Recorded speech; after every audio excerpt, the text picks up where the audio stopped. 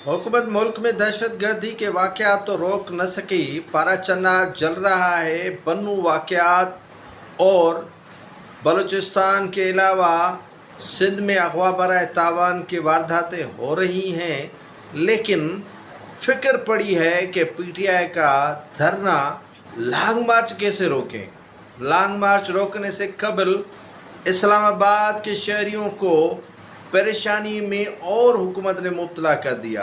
हुकूमत ने internet service को मुअत्तल कर दिया और हुकूमत कहती है कि ये सिलसिला धरने तक जारी रहेगा, जिसके बायस वहाँ के मकीन शदीद मुश्किलात का शिकार हो रहे हैं और इन्हें कोई परेशान और तो नहीं कर रहा, लेकिन हुकूमत नामी जो खलाई मखलूक कह ले, उनके कहने पर इस तरह की सूरत हाल पैदा किए जाने के बाद आप समझते हैं कि हुकूमत के इस तरह के ऊंचे हथकंडे कामयाब हो सकते हैं।